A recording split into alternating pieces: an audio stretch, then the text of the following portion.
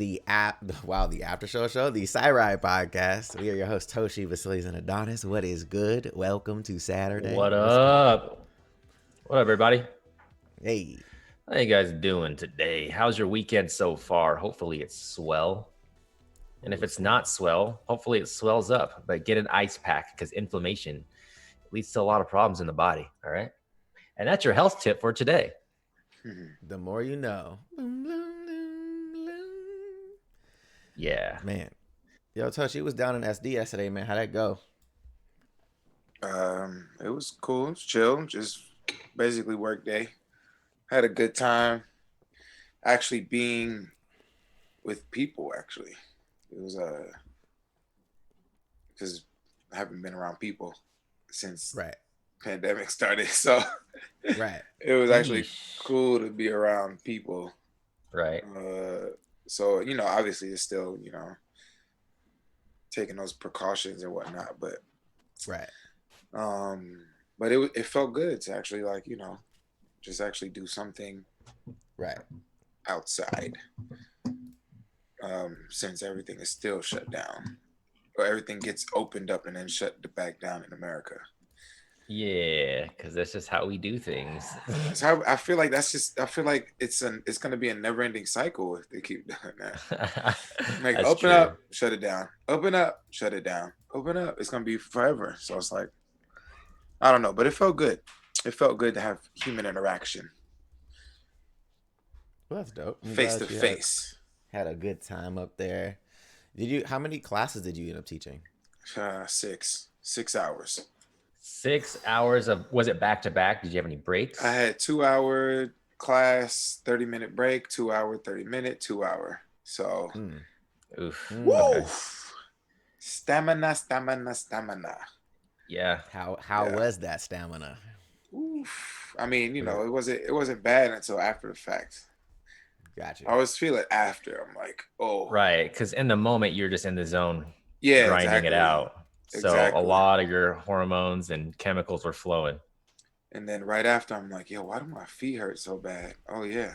Did you feel, in terms of your cardiovascular capability, did you feel fatigued at all when you were like trying to go through certain movements and having to repeat it over and over? Did you get fatigued at all at that point? Like, I guess intermittently? Closer, yeah, kinda. I feel like it was like the second class. It was like each second class was so after it was like because it was back to back. So first hour, cool. Second hour, and then you take a break. First hour, cool. Second hour, it was felt like that. If that was something that you did regularly, say you taught one class 6 days a week, would you rather do that or teach all 6 in one day like that? That's a good question. What would make you happier in terms of longevity? Like if that was like what you had to do every week, you had to teach 6 classes, but if I had to teach one a day or 6 in one day like that. Honestly, or 5 a day. Okay. No.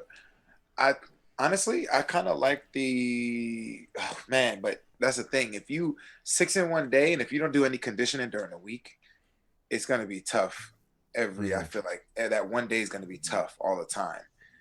So, but then like you were saying, you'd have more free time during the week if you didn't have to do. If you only had one day to do it, so I might be able to bear the one day. Because it wasn't bad. Like I said, it's just the after effects. Like today, I'm like, oh. But I know that, in a week's time, my body will be completely healed and I could just do another one. Gotcha. So I might do the one day situation. Shit. I don't even remember. I remember the last time I taught when you guys was out here, I was like, Bro, my body was so mad teaching a class. I was different. Like, nah. It's different. Yeah. Teaching a class is different than even taking class. Different energy you got to put out. Quality. All of But I hadn't been dancing, remember? So like I was like, all right, cool. I'll just teach a class. It shouldn't be that difficult, bro. I was dying in my own class. I was like, fuck. I was like, my body ain't built like this no more. It wasn't. It's conditioning, bro. for sure. Yeah, it We is. know You that with gotta any. get We know that with that any sport. endurance back. Ha. Backs. Bruh. I mean, I just started going back to the gym this past week. I mean, I haven't been to the gym in like 4 months. So like, even with that, like I'm not even lifting heavy. I'm like intentionally not lifting heavy. I'm just trying to, get forms down and shit like that, technique, whatever. But like, even on just like basic muscle activation shit with lightweight, like I wake up and I'm like, ooh, like I'm just trying to keep my Feels ego good. in check. I'm trying to keep the ego in check because I'm like, I know I can lift heavier right now, but I'm like, let me not right now. Let me just get my body used to Get it back. moving Right. weights again and shit You before I gotta start trying to lube clang the and bang. joints. Gotta Get it right. Get it lubricate. tight. Oh no, not to get it right. Yeah. Get it tight. I mean, the older you get, the easier it is to get to Snap City. So, Bro, Oh, and I don't want to be You in wanna- Snap City. nah, you don't. Call me Swift. Nope, Oh, bruh. yikes. You heard what happened to his finger? Bro, yes. That sucks. That sounds so painful. Oh my God, But luckily what but luckily he still has the finger, bro. Facts. Luckily, he still got it. Yeah, I was like, bro, I thought it was a goner. Yeah. I thought it was a gun. Man down, 9 left. I mean, you said ding, ding, ding, ding. Bruh. I can't believe it was that frozen, bro. Like, was it like a frozen vegetable? Like, was it like that? Like, It was, pull like a it's carrot? like not a vegetable, like meat. Like go in your fridge and touch it like a frozen chicken or frozen meat right now. Like it's literally, you know how it's just like it's just no give. It's just straight. It was like whoa. Right. Like yeah, that's dead. I thought it was dead. I was like, your finger's dead, bro.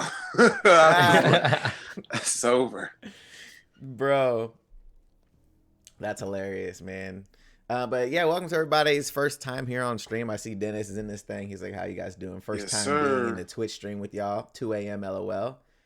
Are the Discord emotes in here yet? We're starting to get some. We have 3 new emotes that we're going to be able to add very shortly. So Yeah.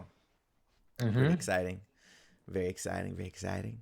But yeah, we have a little bit of a different show structure today. Trying some new things, trying to organize this thing a little bit. V was like, get some organization in this thing. V, run us through what's going on today, man.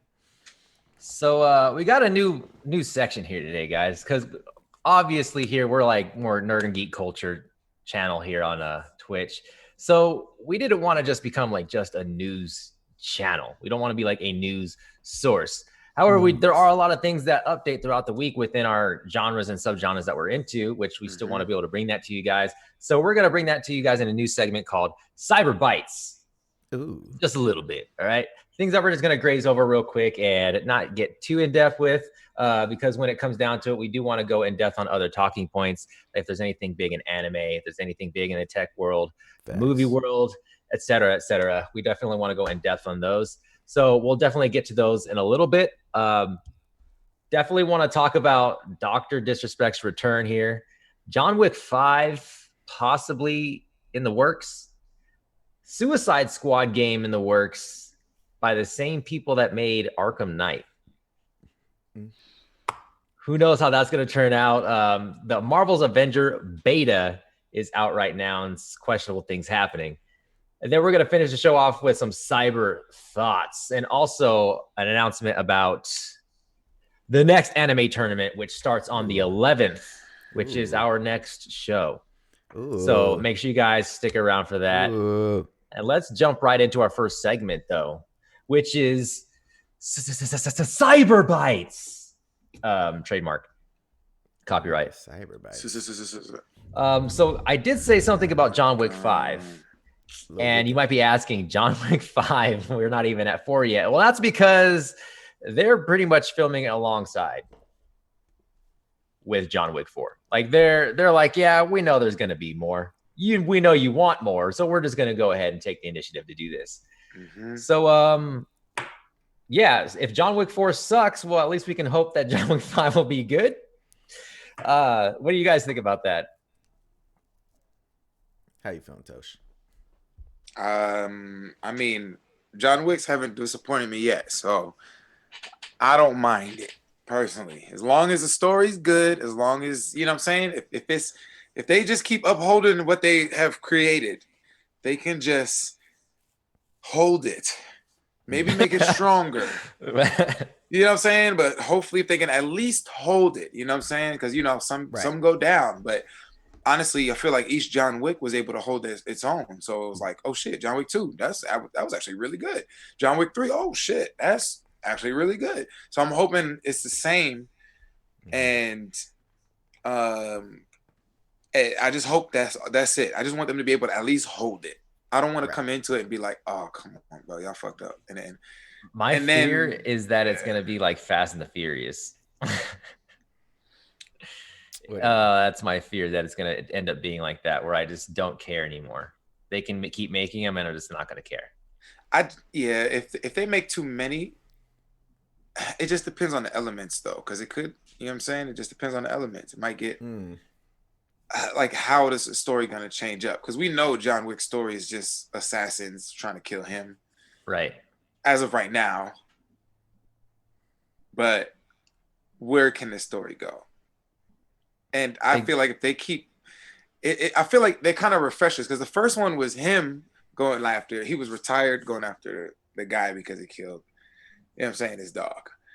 Then the next was like, bro, you crossed the line, you're getting hunted. The next one was finishing that up, and then now what? You know, I feel like other than a trilogy, like, because I see this, so come on, someone said it should have been a trilogy. It could have been a trilogy, and they could have like came back to it and started like a whole new, maybe John Wick, another trilogy of John Wick, maybe. They just said, screw it, let's just make it a double trilogy. Right. So I'm not sure. It could be a double trilogy. They could have just went back to back. It might be 6. You're right. Shit. But I mean, like you said, Fast and Furious franchise has done it. And what's crazy is they actually have done it successfully. So it's depends on the world. Is it gonna work for the world? Right. Keanu Reeves, beloved Keanu Reeves. Everyone loves Keanu Reeves. So I mean, chat, what do you guys think? Is 5 too many? Are you gonna want 5? You let me know. I mean, I feel like personally, it's completely different from like a Fast and the Furious or a traditional movie franchise, because John Wick takes place taking place over 3 days. Like the amount of time that it's taken place over, he looks older in John Wick 3 versus John Wick 1, and it's like 2 days apart. So I think we have to look at it from that type of life does something to a man. So I think that's something that we have to kind of also take into consideration with the story they're trying to tell. Is okay, my man's he's finally starting to age. Like Keanu just didn't age, and now he's starting to age. So it's like, all right, well, you have that. You don't want him to get injured or somebody to get injured on the movie to where they have to push the movie off. So I feel like that's another thing as well. And then when you talk about profitability, like each movie has made more money than the previous movie. So for instance, the first movie only had like a $10 million budget, and it made like, I think it was $20 million budget, and it made like 4 times the amount that it actually cost them to make the movie. And then the second one was 5 times. The third one was 6 times. Like it keeps going up as far as how much money it's making. Right, so there's no reason to slow down. There's no reason to slow down. So they're like, we need to ramp this up before it dies. So I feel like right now it's actually a smart play, I think, on their end. But again, to your point, if the story is solid, which I think it will be, that's dope. I think the second thing also just to consider is, what are they trying to tell in these next 2 chapters, to the point where there's probably going to be a crazy, some kind of what's it called, like cliffhanger at the end of the 4th one. They already have, okay, this is what that, you know what I'm saying? So yes, or they leave it off and then they just go into a time skip. Maybe they could do a time skip. They could. That's the thing. I'd like to see them wrap up in 4 and then just do a time skip. That'd be cool. But on the topic of Keanu, there's some interesting stuff that was just released about the Matrix story, the plot, the meaning behind it. Yeah. The meaning. And the news has actually made waves and shocked everyone all over the internet.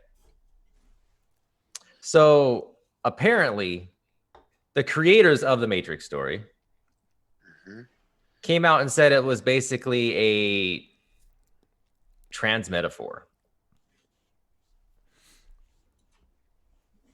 Now, I think with this too, because I just saw this story, and Lily Wachowski had just come out as a trans herself with her sister Lana.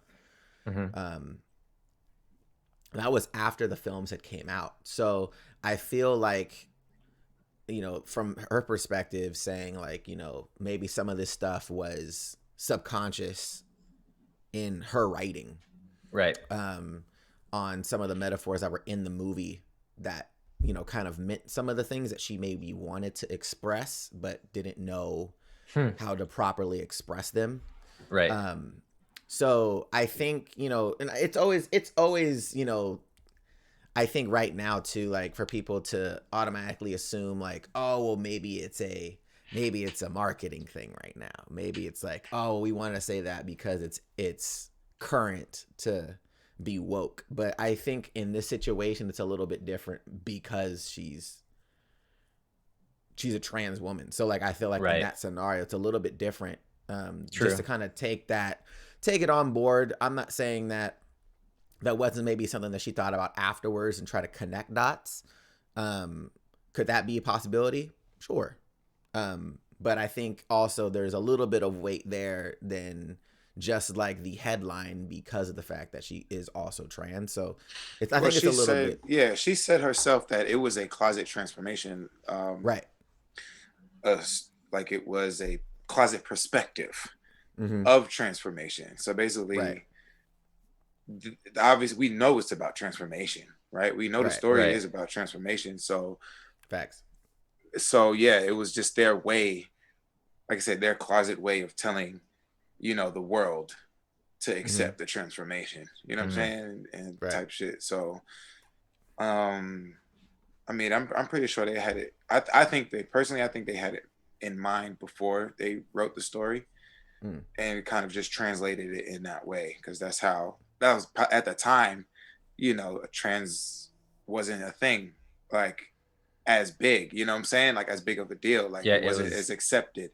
It was very closeted. So for them, I'm actually interested in watching it now under a different light. Correct. I'm probably going to watch it in the next week. But I think that's really cool though, because it's almost as if like the meaning was so deep that none of us knew. None of us figured it out. Everybody was trying to figure it out for the longest time.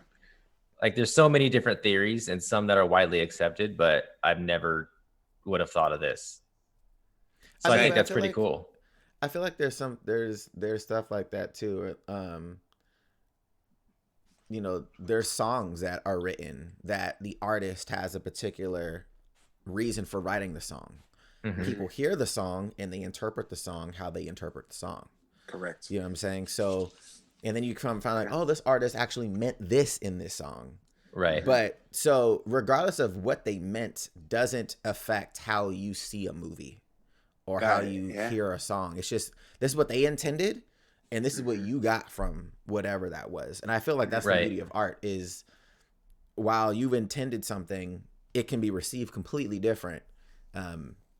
So, but yeah, this is dope. I think, obviously there's obviously going to be a lot of people that are like startled by it because a lot of people don't follow writers or producers of movies. So if you didn't know that this person was trans for years, right, you're like, oh, here they go again, trying to change stuff. You know what I'm saying? I can see people having that 100%. Perspective of like, oh, people want to be woke. They want their, you know what I'm saying? As opposed to, no, this is actually her life. Like this is something she's lived through.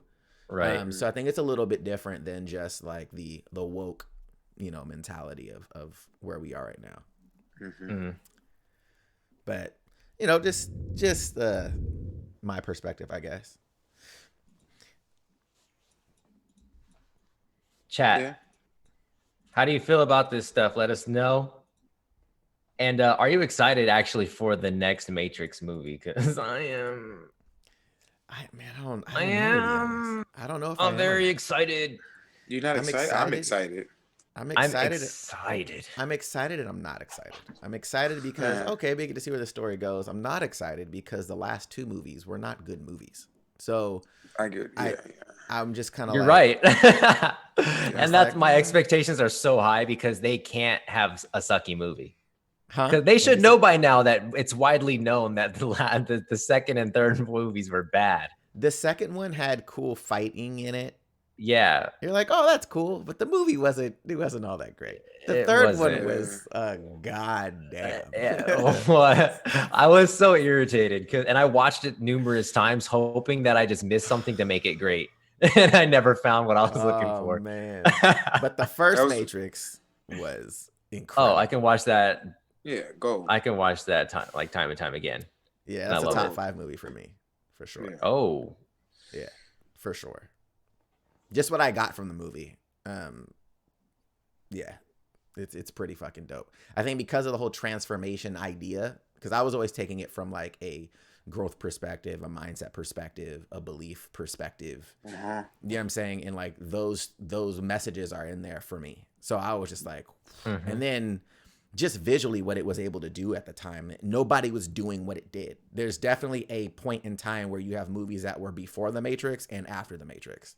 Right. You know what I'm saying? Like it was a paradigm shift for sure when it came to action movies in Hollywood. So they changed the game. I agree. Yeah, huge. Yeah. But what else we got on the docket, man? On the docket, we got the doctor. Ooh, Disrespects. He finally had his actual stream yesterday, peaking around 500,000 concurrent viewers on YouTube. Insane. Too early. And he claims that he still has no idea why he got banned on Twitch. Still doesn't know. No idea. So he openly said that, but he said he also has to just let his lawyers and their lawyers and the legal people work it out because there is a lot of money involved, and that's all he really said. Okay. So no reason to believe that he's lying to me at this point. But people will always speculate. Right. That's just what it is. But he had a great stream.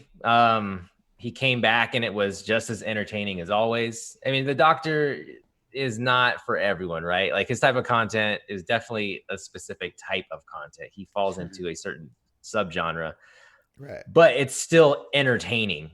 And the level at which he performs at is higher than most. So if anything, you should at least learn to respect that about it. But he's doing big things on YouTube right now. I don't think he's in any contract currently, but he's going to be streaming on YouTube again soon. I don't know if he's going to be doing daily or weekly, but it's not. I don't think it's daily yet. He's probably going to do like once a week. I think he mentioned something in his stream about that.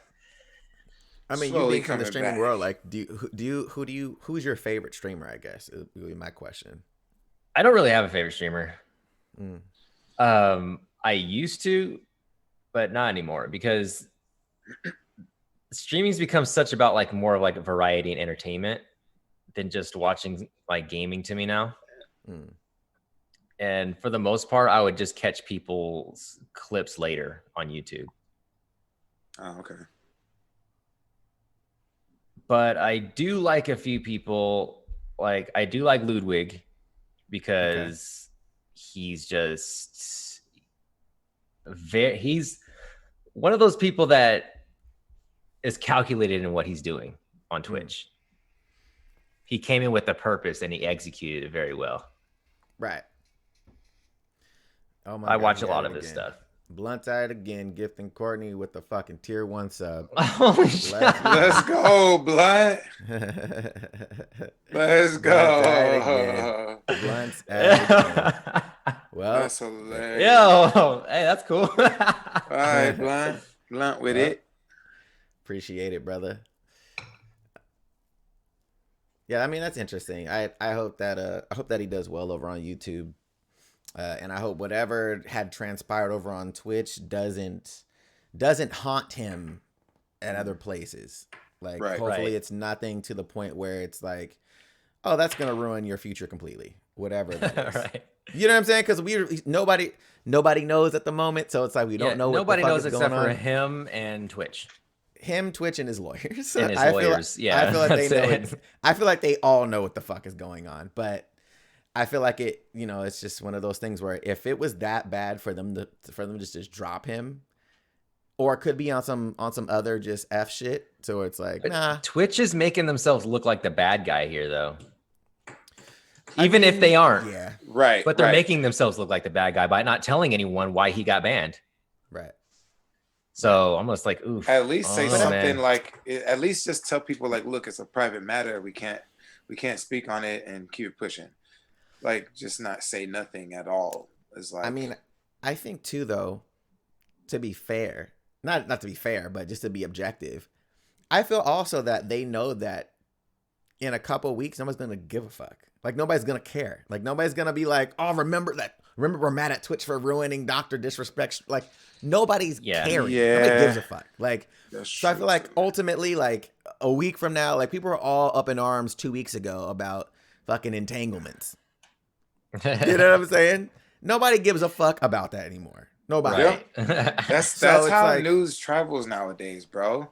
It's gone within 2-3 weeks, Bro. Like everything is gone Bro. within 2-3 weeks. Every Yep. fucking, it doesn't matter what happens in the world in about matter what less it than a is. month. Yep. It's old news. It's old news. Nobody cares. True. Nobody gives It's a true. It almost. I'm almost curious becomes, to see. Oh, I'm sorry. Continue. Oh my bad. It almost becomes like it annoys people. Yeah. You know what if I'm you saying? keep Just talking because- about it too much. Well, just because of how we consume stuff. Like if it's Mhm. every day you see something on your feed about it, you now become annoyed. You're like, fuck. You know? Like, True. That's very true. I agree with that. I'm curious to see what his normalized numbers are going to be like on YouTube. Right. mm, Once he starts getting some streams in. Yeah, because right now he has Average. so much hype, and everyone Right. from the industry was watching him. You know, Yeah. Right. so people that have a lot of money bags that want to throw at him were watching him and Money seeing what he was bags. saying. Potential partners were in his streams, so Ooh, it what's was his crazy. donos look like? You don't, bro. I don't even know. I know It's just in probably members crazy. alone, he probably made easily 10,000 in members in just one stream, Yeah. and that's concurrent. yeah. Yeah.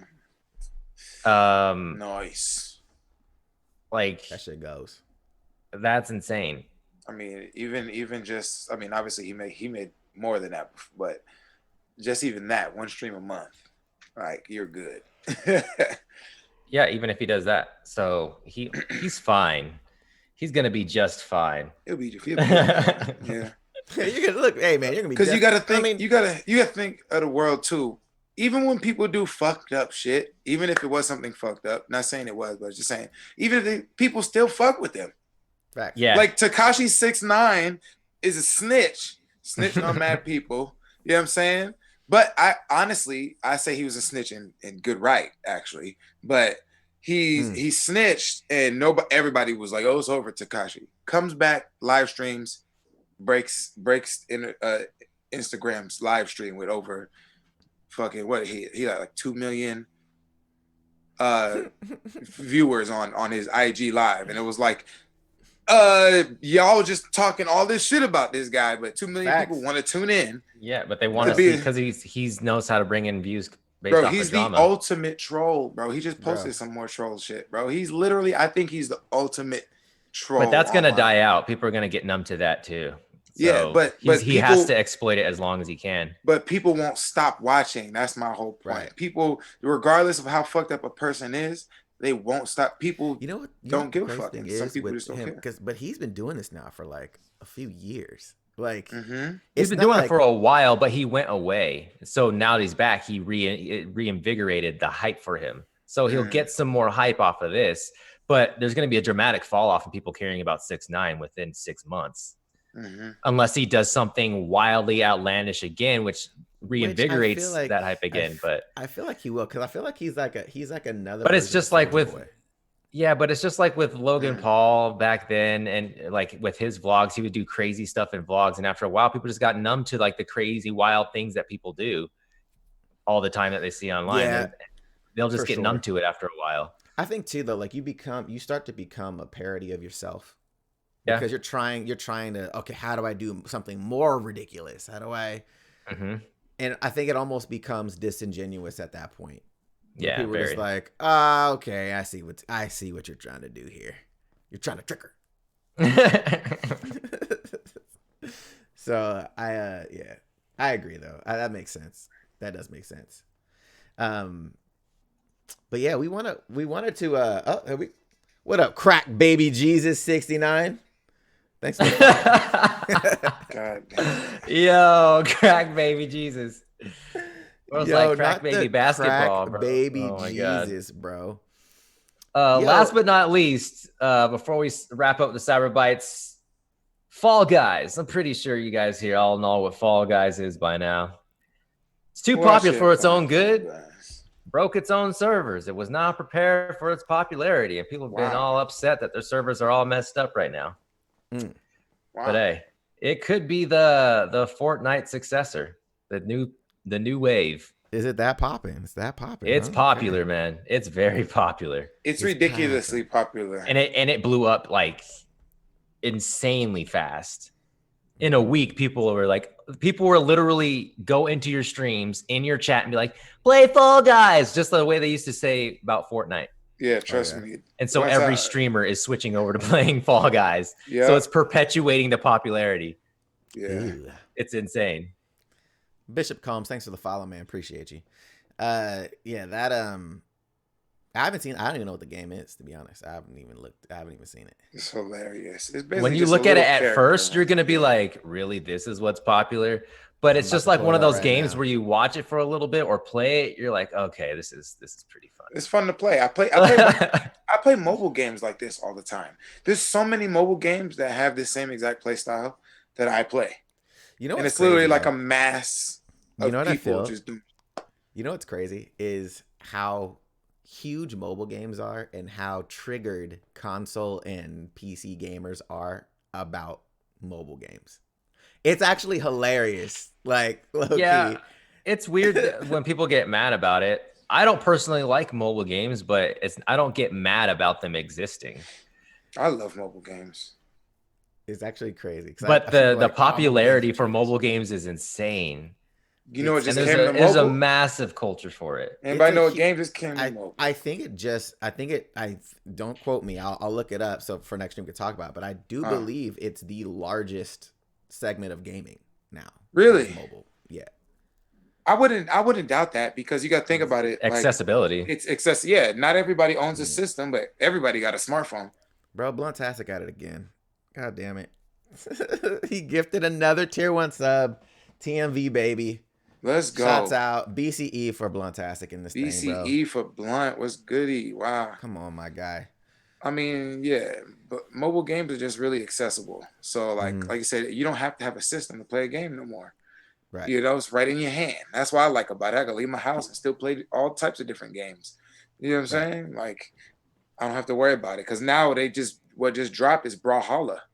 Just dropped on mobile.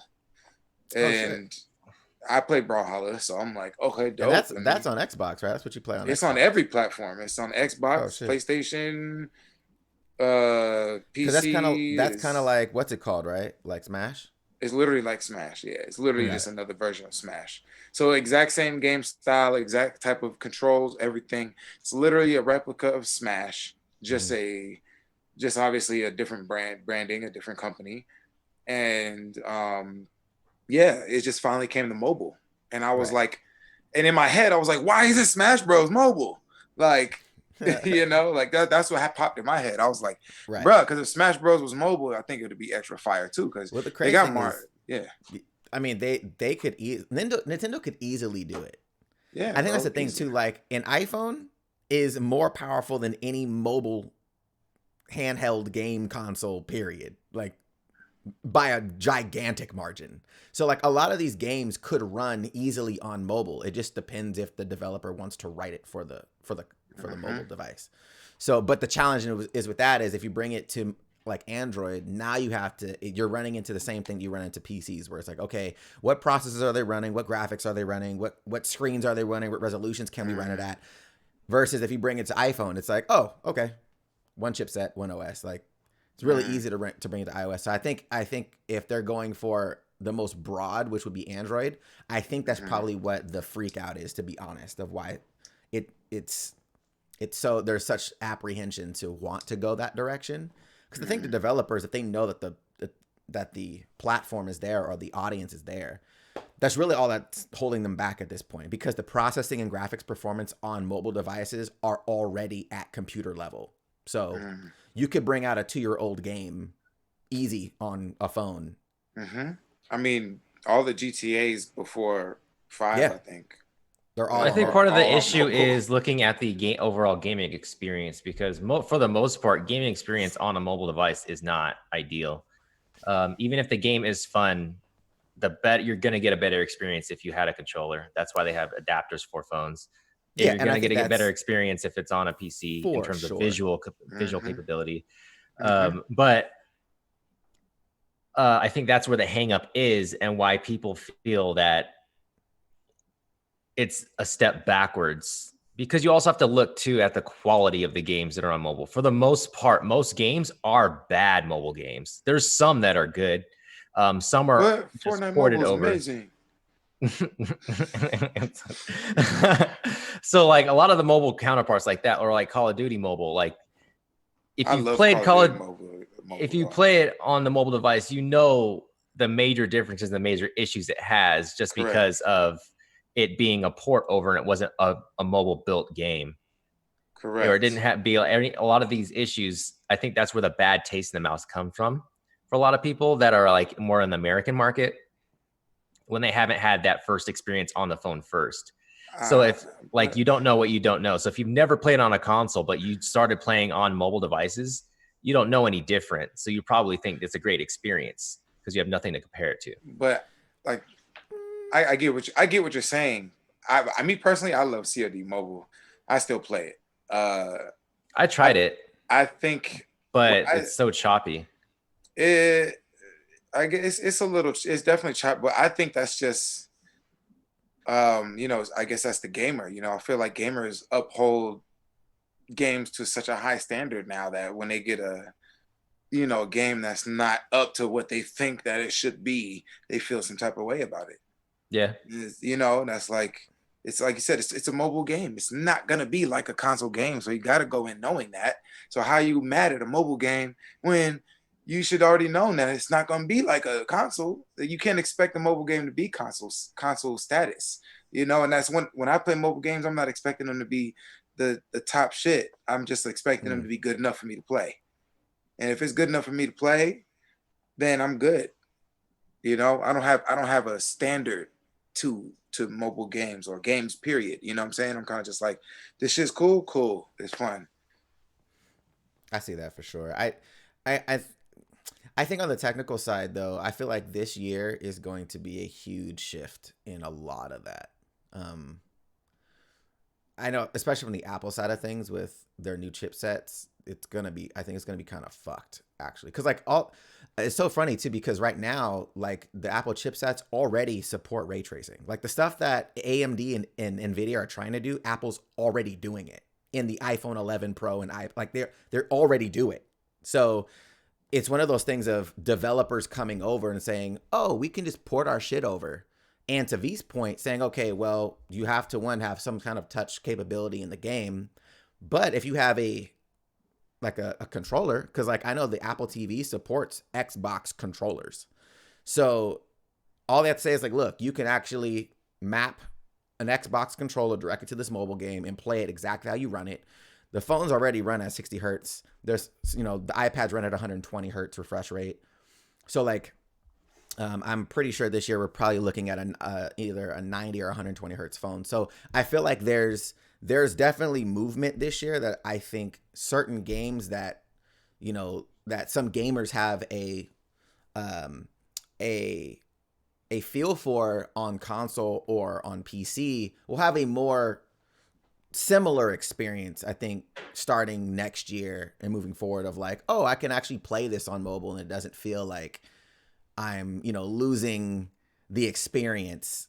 Because like to your point, Tosh, like you want to be able to take that game anywhere, right? Which I feel like the Switch kind of started that idea of, oh, I can play it here and then I can just take it with me. You know what I'm saying? So if you can have a similar experience, and obviously you see Xbox trying to do that now with their online shit. Stadia's trying to do this shit with their online thing. Hey, we want to make sure you guys have the same console quality on the go.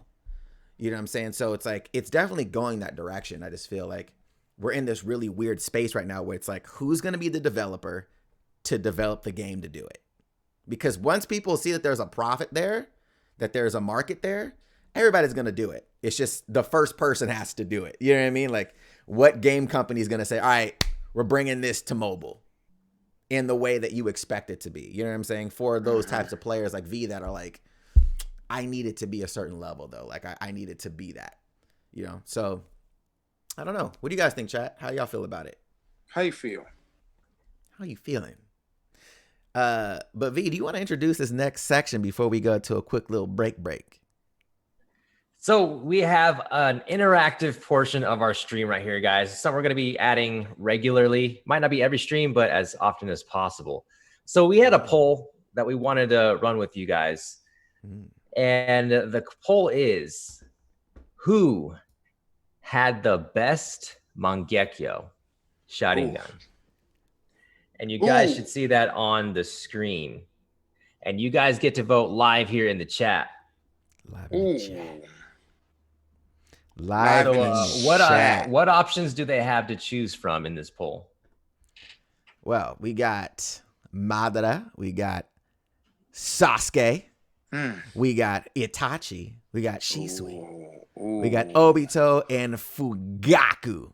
Don't Fugaku the Gaku. Bruh. Yes. So, very interesting. Very interesting. If you guys want to vote, you just got to type your number that you vote for in the chat. You can only vote once, okay? Can only vote once. So vote once. Make that vote count. So whatever number, put that number in the box. Put that number in the chat. Oh, bro, we off to the races already, bro. We off to the races. You have to type your number in if you think that person is the one. Oh, bro. Oh, it's moving. It's the brothers. Vote in the chat, guys. We need to know. Ooh, Madara popped up out of nowhere. Chill. Ooh. Chill. But yeah, this is a cool little situation. I love it. You guys will definitely do some more voting situations in the future, but I love it. I love this. You don't love it. Live voting. You don't love it. Oh, we're split. Are we split 3 ways right now? Yeah, bro. Ooh. Split 3 ways. 3. If you guys haven't voted yet, you better put your vote in, bro. I see there's more people in the chat than has actually voted right now, so don't do yourself like that. Hey, don't do it. Please don't do it. Don't do it. Don't do it. I mean, who y'all think? Who do y'all think personally? Sasuke. Yeah, I'm gonna take Sasuke as well. That's who I'm picking. That's who I'm picking too. His shit's crazy. I'm picking Sasuke. So, but here's a question: is Sasuke Itachi? I mean, he's Sasuke and Itachi. I was like, yeah. Is Sasuke's technically isn't his Sharingan Itachi's? Yeah, I mean, yeah. Well, he got everything Itachi had and more. He got the El Double.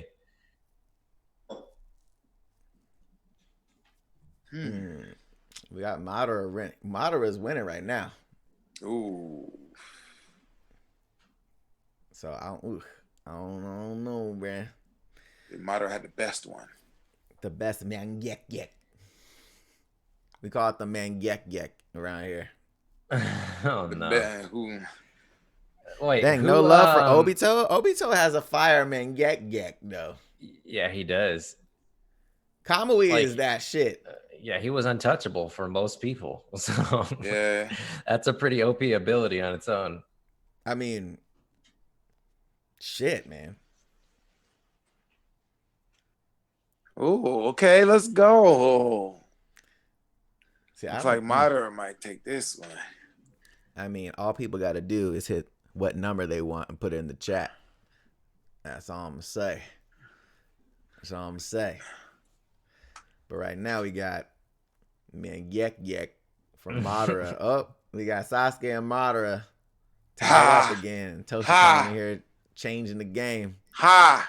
See, I don't think I can actually do it. Forgot I was watching, huh? Yeah, I'm watching. Yek. This shit is hella funny. Yeah. Who's gonna win it? Who's gonna win it, baby? You know who's gonna win? We'll find out after these messages.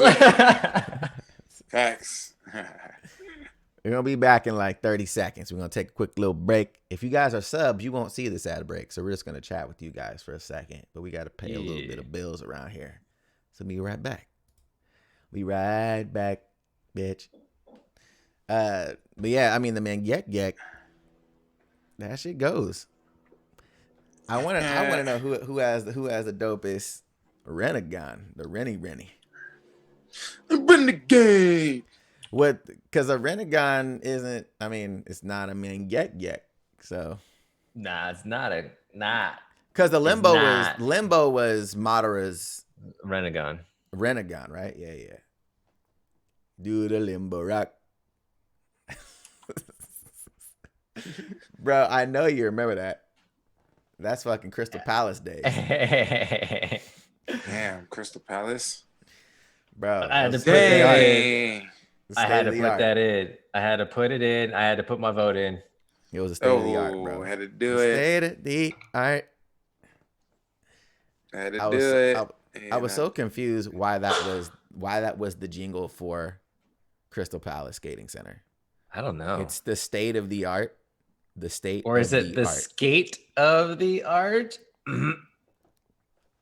Was it the skate of the art, or was it the state? I don't know. I have no idea. Damn it! Now I'm but growing up, I always thought they were trying to do a play on words. Right. It's the skate of the art. I fucking hated that damn name, Crystal Palace Skating Center. It was fun though. Crystal Palace is always fun. Was it? I thought it was fun. I wasn't upset about it. I just never could really skate and stop. I just like running to the the fucking walls. Same. That's how I would. I always needed something to stop my momentum, bro. It was either a wall or my face on the pavement. One of the two. That's hilarious, bro. Because I just didn't know how to stop on blades. So like I would just go and then I would just run into the the ring area just so I could like catch myself to stop. It's just before you learn how to shift your momentum, you have no idea how to do it. Bro, I couldn't do shit. I was not a soul skater. Oh, I want to be a soul skater still. Team Pup and Suds. Team X Blades, homie. Pup and Suds. Oh my god. X Blades. Oh my god. I'm gonna have to. We got to vote for Obito. Obito got some love, bro. Yeah. Shisui and Fugaku, they're both like, nah. You got that daddy gekyo. You got the daddy gek. Oh my god. That's hilarious. You got the boomer gek. Fucking man, gek is over. But while that's still going, we're gonna jump into this next shit. What's up with this Twitch Prime, bro? Why is that? What's going on with it? Twitch Prime. If you guys have an Amazon Prime account, remember you may also have Twitch Prime as well. Just make sure you connect your Twitch with your Amazon Prime account and you'll have a free sub. And what you can do with that sub is click on that sub button It's up to us. Or you can use it for any of your other favorite streamers. Just make sure you use it because it's free to you and it's a win for everybody. Yeah. But next up, guys, we're going to let the poll run. Suicide Squad has a game coming out or in production by the same people that made Batman Arkham series. Same developer. I myself have not played Arkham, but it is held in high regards. Toshi, you are a fan of Arkham series, correct? That's correct. How do you feel about Suicide Squad being in the same universe and how they were able to put together a game and the series like the Arkham series? How do you feel like they'll be able to apply it to this? It depends on if you're a main character or if you're able to switch characters. I'm not sure the premise of it because the thing about Arkham, honestly, the stories were fire. All the Batman games, I feel like all the stories were fire. So like, I mean, predicated on what this fucking screenshot is, it looks like the target's on the back of Superman's head. It does. It is. So that's why I'm like, the post says target locked. See, so if it's a game about them going after Superman, I mean, that might be idea. Definitely a bad idea for the Suicide Squad. But that's literally suicide, bro. It's literally suicide. I mean, they uphold their name, right? But I don't know. I think I'm hoping it's gonna be fire if it's the same developers. I don't know if it's the same writers, but because like I said, the Batman games I think were written very well. And Arkham, all the Arkham games were crazy. So I'm hoping that Arkham City was definitely the best one, but Arkham Knight is crazy as well.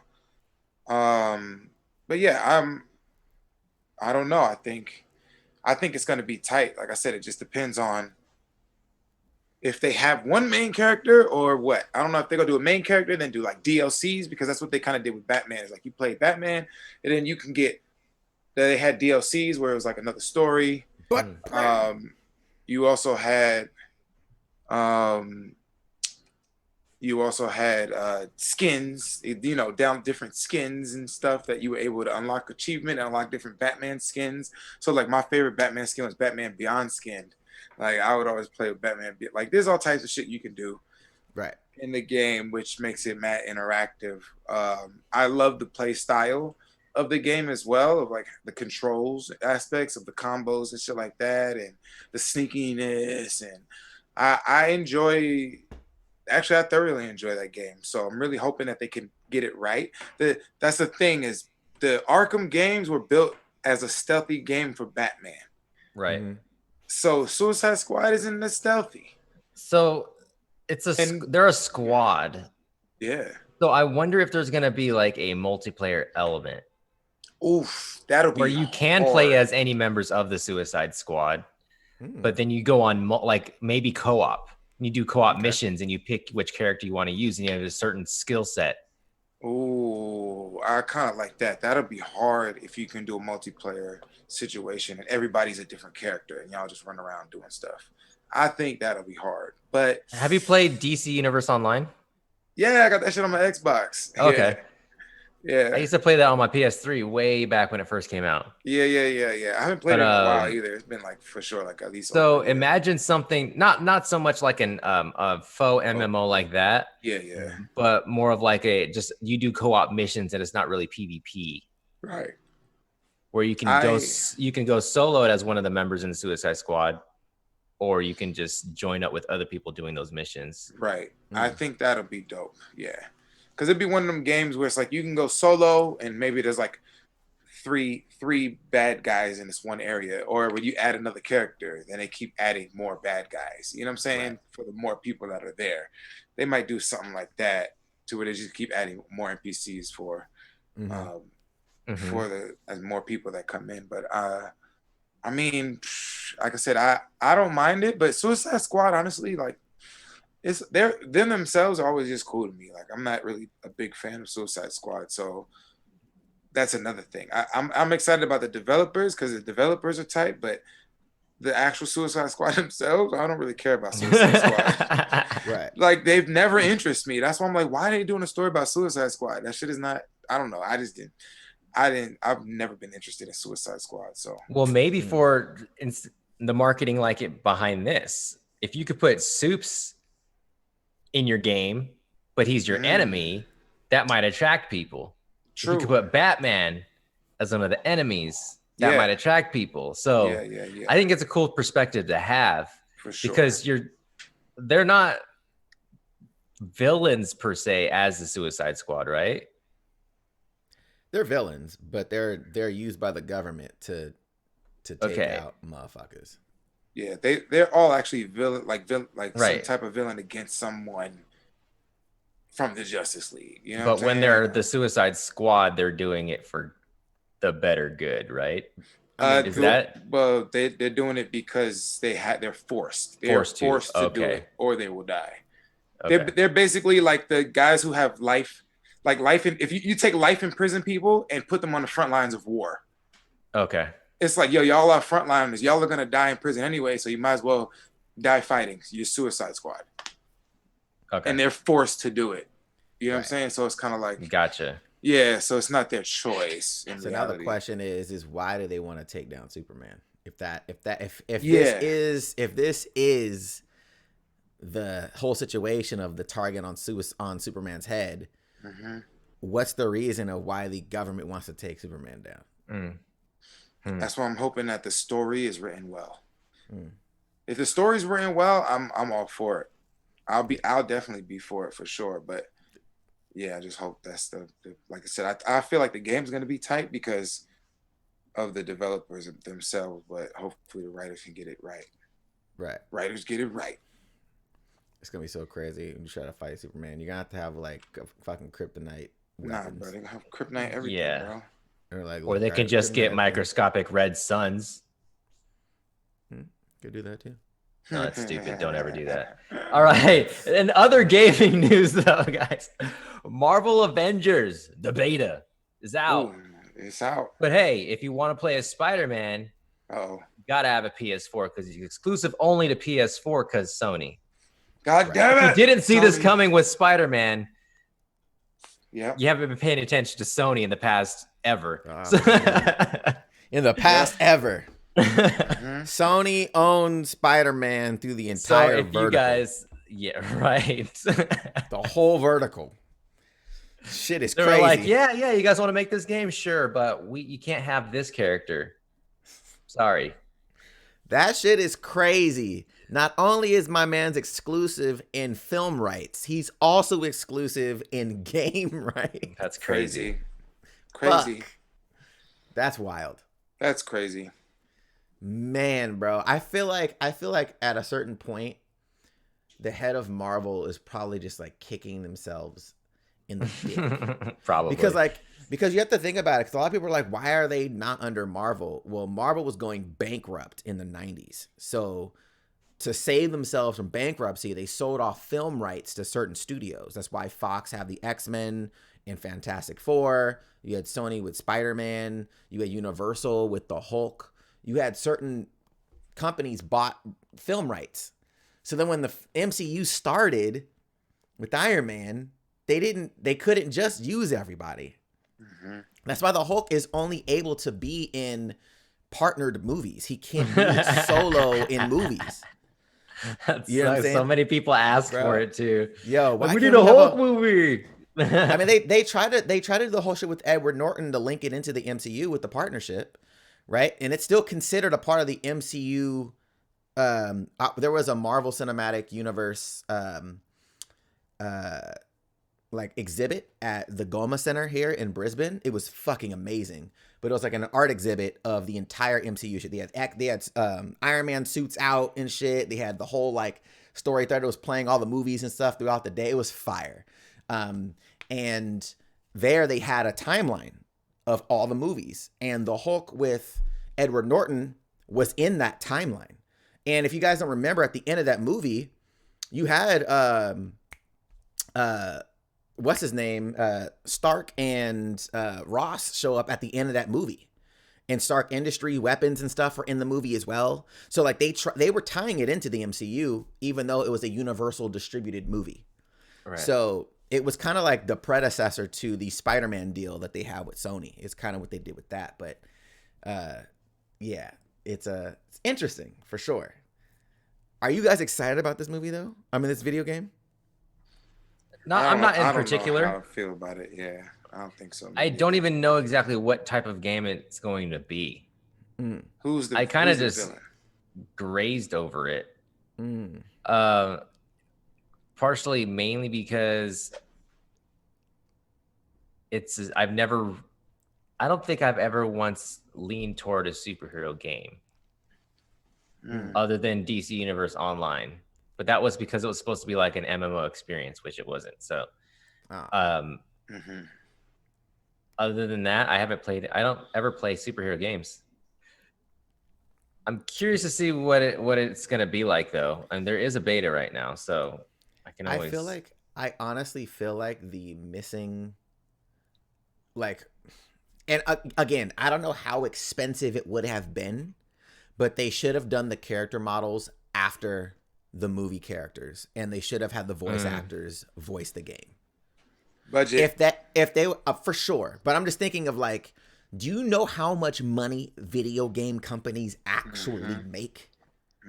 They make billions of dollars a year. So it's like the thinking of like, okay, if you voice acted yourself in a movie, you know what I'm saying? Like, yeah, it's going to be a pretty penny to do, but how many people would want to play with Iron Man as Robert Downey Jr. voicing that character? For sure. Like, everybody. I just feel like it was a missed opportunity. Like when I played it at what's it called at E3 last year, I was like, I don't know. I don't know how. Yeah. It was really strange. So I don't know. I kind of feel about this the same way I felt about Dragon Ball Z Kakarot, where I was like, I see what they're trying to do, but I don't know if I want to play it. What kind of game is that? Dragon Ball Z Kakarot? It's like an open world. Is it just like a regular story? Kind of, but like it's like open world. You can fly around, meet people and shit. There's certain characters in that you can engage with and stuff like that. But it just it felt like I would be doing that and not the fighting. It felt like, but it's like open world, but it's like not. It's like, hey, you can do all this stuff, but then like there's missions that you have to do in an order type of thing. It's not like you just. Gotcha. So it's a little strange, but regardless of the fact, it was still something where when I went to go see it, I had the same feeling of like, I see what they're trying to do, but I don't know if I like it. I just want to know how it plays. We'll be able to see it. I'll be able to watch some stuff, but True. Like, what's the story? What I don't know what it's based around. Like that's the thing. I'd be wanting to know all of that before I get a game. Like, I just can't just expect me to buy a game and not know what you know what I'm saying? It's like watching a movie. I can't go to a movie and just not know what the movie's about just because it's an Avengers movie. Like, well, the hell is it about? Like, you just expect me to show up and hopefully just, you know what I'm saying, enjoy it. I kind of want something. Like, what is this game about? Like, y'all just show Avengers doing things, but like, I don't know. Who's the villain? What's the premise? It's Thanos, nigga. I don't think they need it. I think they're just gonna. They might just be making a game that goes and just riding off of coattails. Yeah, probably. It doesn't look interesting to me at all to want to play. Is the beta's out though right now, right? You can actually beta's watch out now. Play. Yeah. So you can watch the walkthrough of the beta right now. Like, some people already beat it, of course, but you can literally watch a whole walkthrough of it. So I'm gonna check that out soon for sure. Yeah, let us know if it's anything like a linear type game. I know you could play as each. I know you could choose your character. So you could play as the Hulk. You can play as all these different characters. Choose your character. But if it's still like linear, like go here, do this mission, do this mission, do this mission, do this mission, cutscene, right? Mission, Yeah. I can't with those types of games. That's the typical, like superhero. Pre-2010, I wouldn't have a problem. Yeah. But linear games don't fly on my boat anymore. I need player agency. I have to. Player agency. I need choice. Not agency. So I said the co-op is dope. I think they will definitely add to it. Yeah, I mean, I hope it's a good game. I hope it's good. I hope it's enjoyable. But at this point in time, I'm not really that excited about it, to be honest. Yeah. But yeah, let's check this this poll real quick. See what y'all polling about. What happened? So right now we still have Sasuke with the lead right now. Sasuke with the lead with Madara and Itachi tied for the second best mangekyo. Ooh. I don't know, guys. Okay. Ooh. What's going down? If you guys haven't voted yet, be sure to do it in the chat. Just type the number, the corresponding name. Type in the number you think should win for who has the best mangekyo. I don't know if I got the best mangekyo.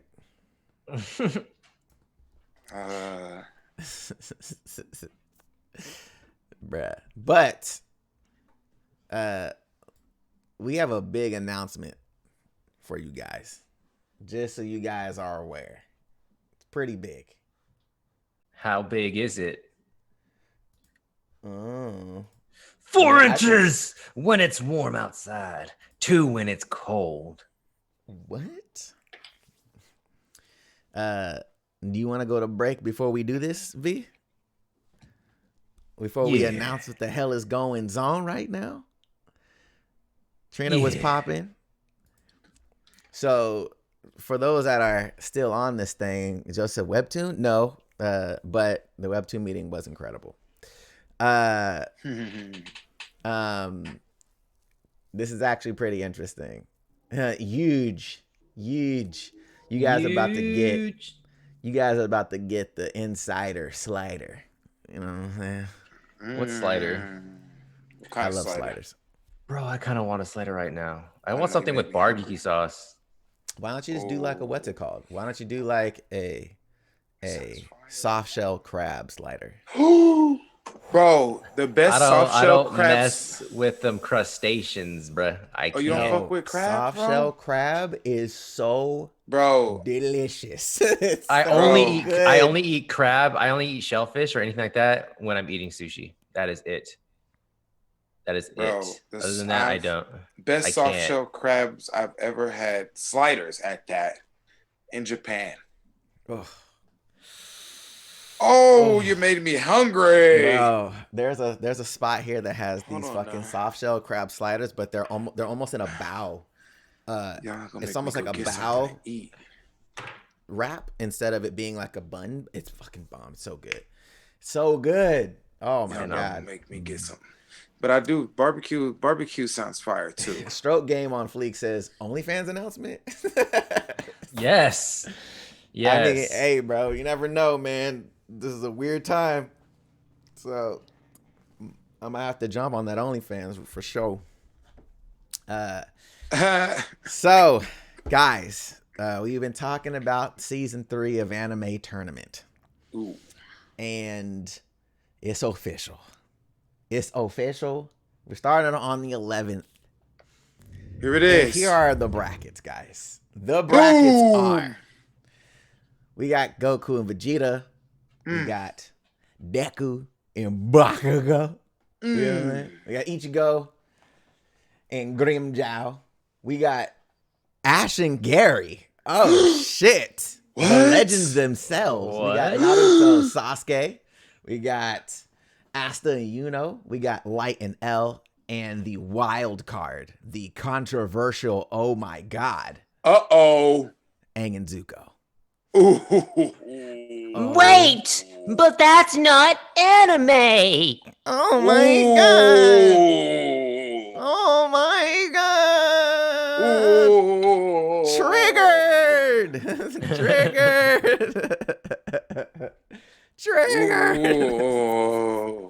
So yeah, this is the official bracket for the next anime tournament.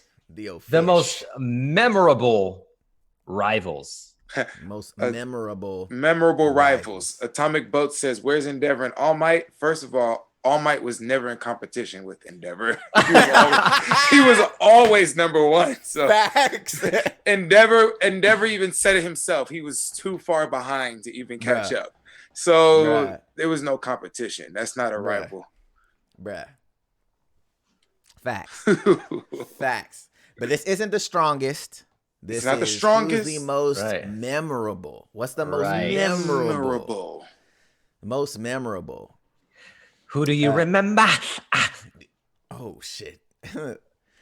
So, chat. Most memorable rivals. Who is it?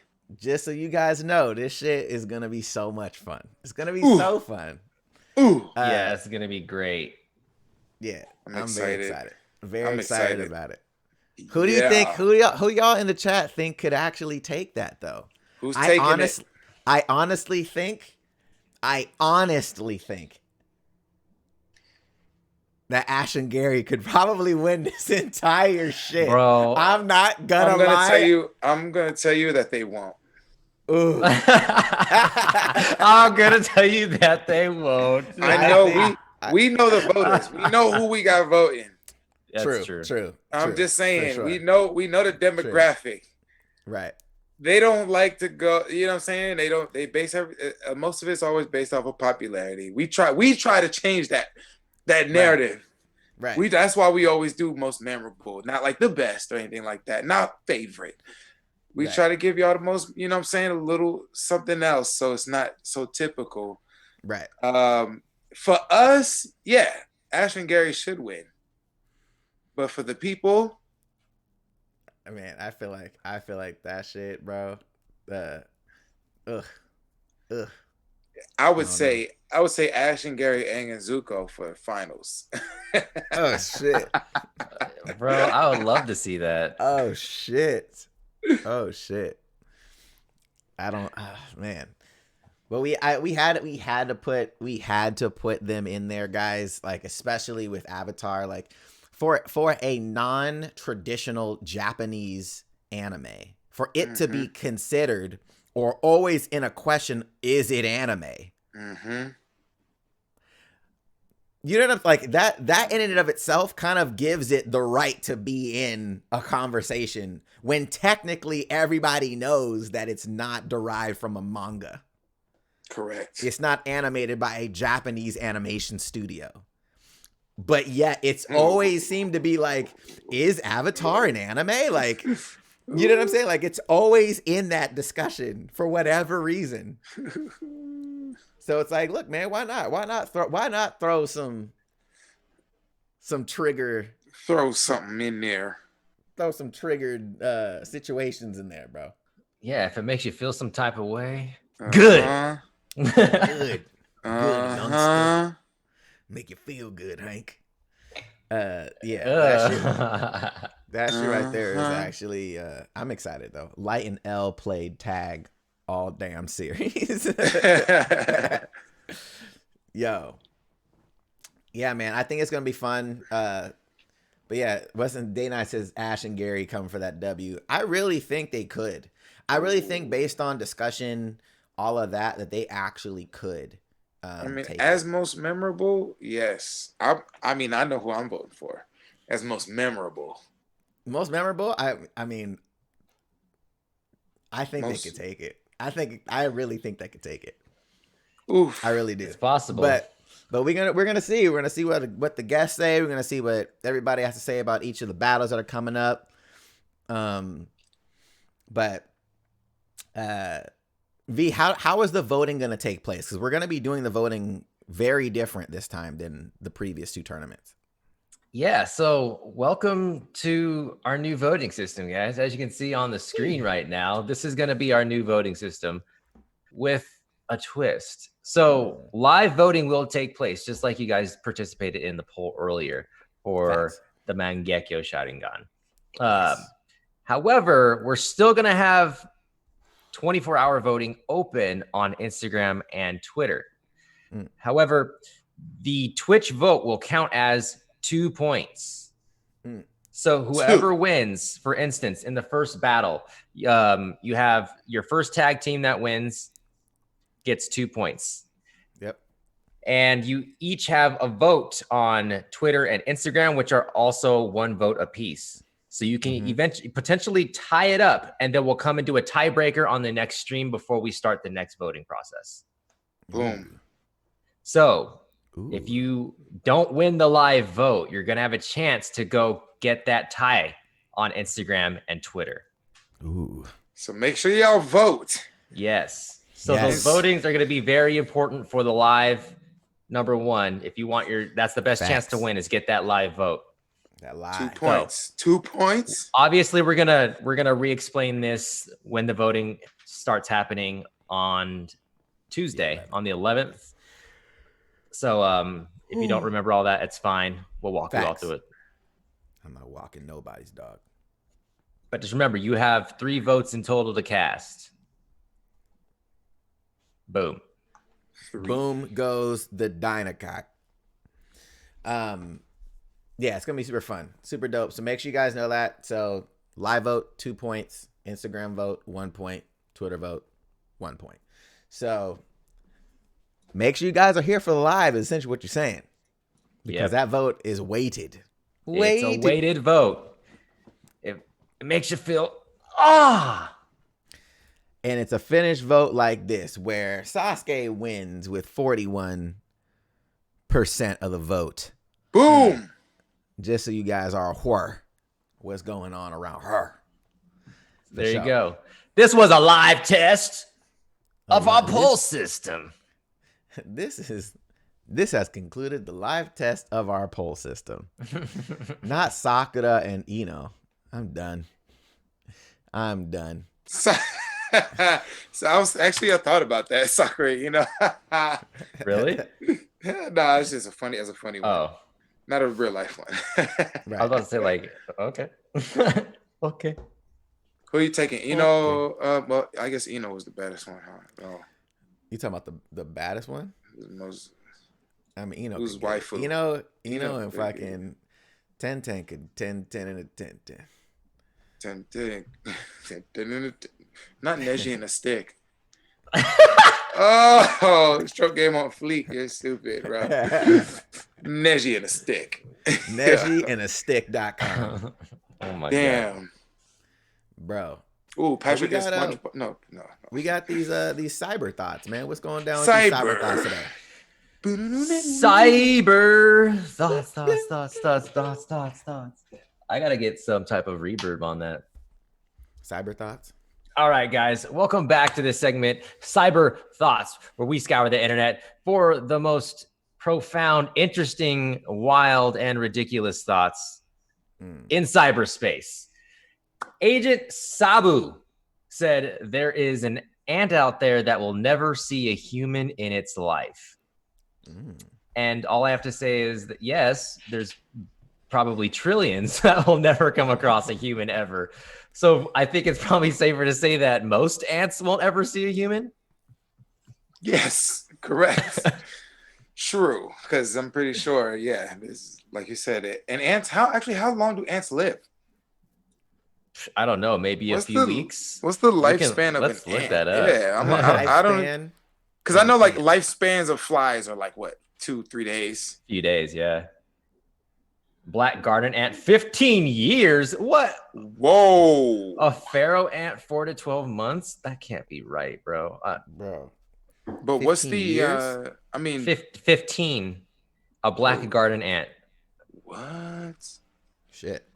What's the average? I just want to know what's the average. You average in this hoe. You average. Here I see some average lifespan. The queen from 2 to 20 years. Oh my God. Just popping them out for 20 years, bro. That's her duty. Oh. To please that booty.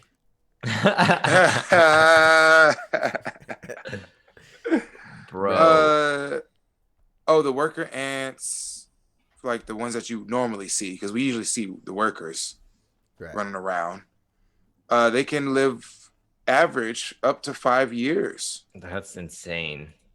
They're they're cut short due to exposure to predators, traps, and pesticides. Right. But an average is 5 years. That's insane. Wow. Still 5 Now- 5 years for something that we call a pest. That's a long time to be around. So I mean, my question is that only based on ones that are around humans, or is that just? Yeah, it depends on what type of ant. Because there's different Yes. types of ants. They all have different lifespans. Mhm. Well, I was just saying because like he was just saying like predators, humans like or pesticides or traps. Yeah. So I'm like, if it's traps and pesticides, it's definitely a human situation. But Yeah, it says this is talking about like mid-Atlantic states. Carpenter. So specifically carpenters. Okay. Because I guess Yeah. these are the most common ones. I'm assuming. Gotcha. Okay. Dope That's question. crazy. That's crazy. So not to see anybody. Yeah. I mean, most of them won't, just because there's trillions that go unaccounted for, obviously. for sure. I mean, You only see the few that are outside of the nest or the hive. correct. Because what's underground? It's underground. I can imagine.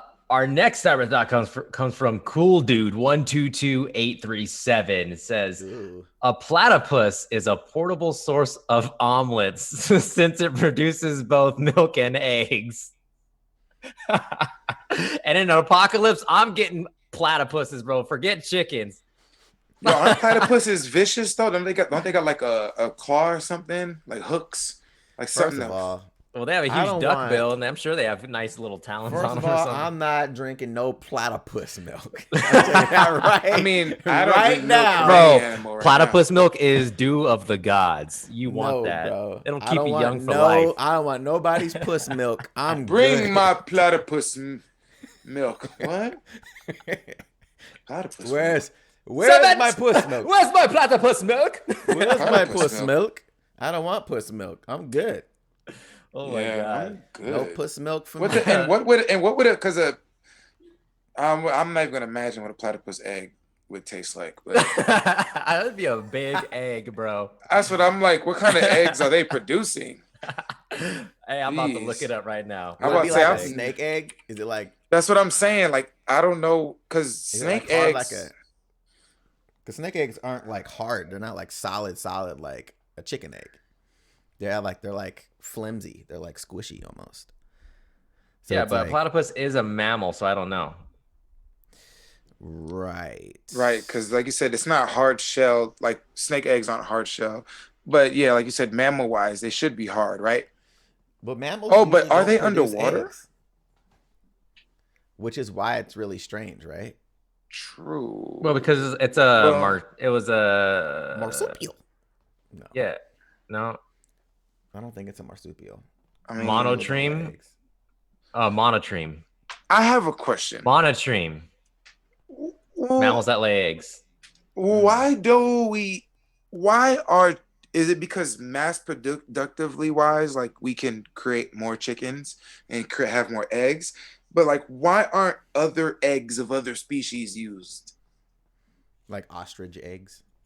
Maybe Yeah, like- specifically for that reason, because chickens are small and it's easier. Your answer exactly. Okay, What you I'm said. just. I think that I'm is the wondering. one of the only reasons they're easy to breed. Because I know, like, I like quail eggs, but that's another bird too. Like, there's more bird eggs, obviously, because those are the things Yeah. that reproduce Right. eggs the most. But like things like this, like a platypus, like, is there a culture? Is there people that eat platypus eggs?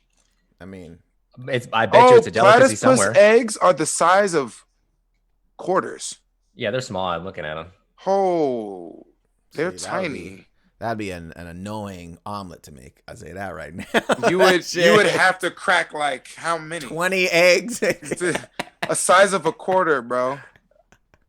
But the thing is, I don't think Fuck. can a platypus lay eggs if they're not fertilized?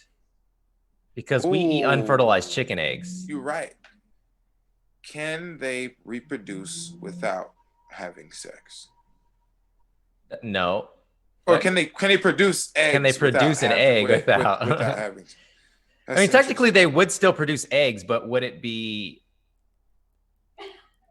This is a weird question How much puss does a platypus because they puss when a platypus they still produce the egg regardless. Is it? I don't Or know. we're getting I don't into know. like all these anatomy questions. I here. know, we're I'm like, the, We're bro, gonna the be female platypus physiology experts. We're gonna be platypus of experts mammals. by the end of this. I don't want nobody's fucking puss milk. That's all I'm gonna say. I'm good. Because they have venom as well. Wait, what? Hold on. Time out. Hold on, what? Time out. That's why I said they have like You're a telling claw. me- They have like you're a telling claw. me- That's their self-defense. Platypuses? It's Wait, like is it platypuses or platypi? Ooh, that's a good one. Is it platypus? I think platypus is already plural. I think you might be So right. it's like, oh, look at the group of platypus. Yeah. Yeah. Not platypuses. Nah, It's like feet. platypus. Feet. But they Why is because it they in have feet? they got like a hook or something in their like tail. So like that's how they defend themselves. They'll hit you with the hook real quick, and bow. And they got poison in it. They got venom in it. And then I don't know how deadly it is or anything like that, but you know They can hit you with the hook real quick. I don't know how deadly it is. Oh shit, bro. Fucking platypus. What happened? I got stung by a platypus. Yo, I'm do you like, see what a baby platypus looks like? Yeah, it looks It like looks a like little, something out of Star Wars, bro. It looks like Reminds me of it something literally out of looks Star like Wars. looks like a duck chick. It's literally a Bro, you can base this. You could create this as a character, bro. Bruh, platypus. That's hilarious. they're strange looking creatures. They are. They're very strange.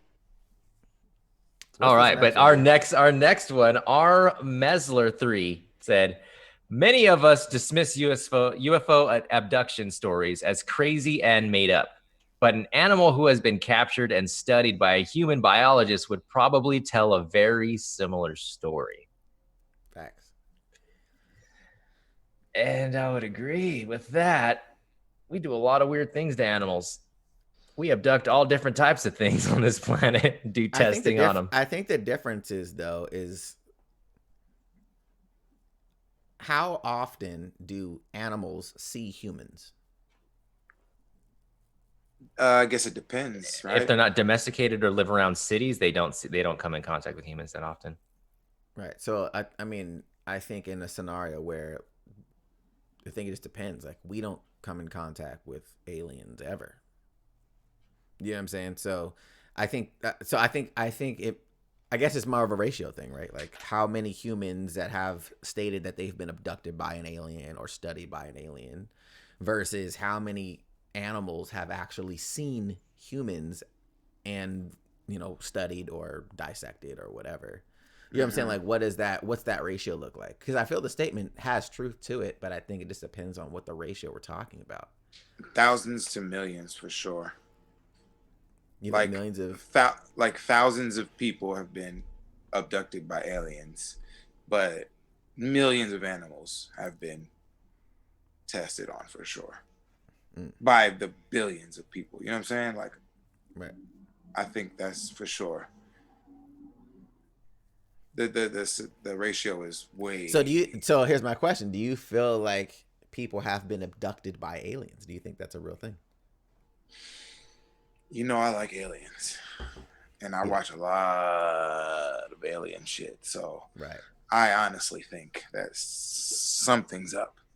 Okay. I don't know what's up. But something is up. Okay. Some of these stories, I just don't know how, like two people, just like the pyramids. Like, how do you have pyramids in 3 parts of the world, but back then there was no technology to travel from continent to continent.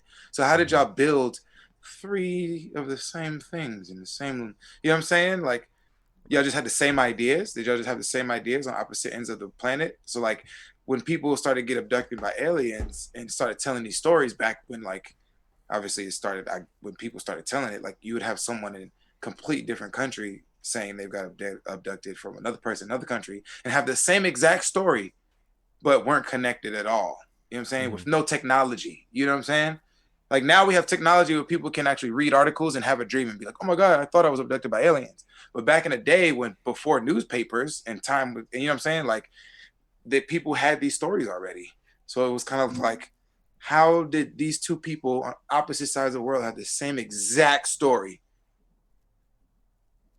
but didn't. But you know what I'm saying? They completely raised completely different. But y'all just ended up having the same story. Like I haven't looked type of into it enough, aliens. to be honest with you, to even know like how far back these stories go. But They go back. I just know, like, I mean, after I saw Dr. Stone, I really think that we have our timelines fucked up. I think, like, just based on what you just said, even with like the pyramid situation, I wonder if there was technology back then. And that's and the only thing that's around now is the things that aren't made of metal or technology. That's that the other time, theory. because the half-life of those are so much shorter than something like stone. Like metal doesn't last that long. So if you're talking about thousands of years, that shit wouldn't even be there anyways. Correct. So it's one of those things where it's like, well, shit, what kind of civilization? Wait, you think stone? You're saying stone weathers slower than steel? Correct. It for sure weathers slower by a gigantic amount. Because me and Toshi had this argument, and I was like, no. And then I looked it up, and I was like, it's not even close. Yeah, I was telling Adonis about it. He didn't never heard about that, because we were talking about theories. Yeah, everything has a half-life, right? Everything does. But so the thing was, though, is like, what technologies did they use that we didn't use until later? Like, to your point, like plastics wasn't in, you know what I'm saying? Because those would have lasted a really long time. But it's like, did that civilization not use plastic? Was that something that they were just like, or it wasn't something that they figured out? You know what I'm saying? Or, you know what I'm talking about? So it's like, how did they map things the way that, like, we're always thinking like, oh, they map things this way. It's like, man, you guys are really accurate on your maps. Like, really accurate. Like, how did you map the planet the way that you did?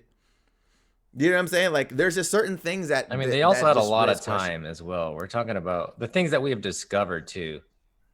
A lot of those things happened over millennia. A lot of those things happened during a timeline longer than modern history. And I think that's the thing too, where it's like, how much of that do we not know of? How much of the technology didn't fucking survive?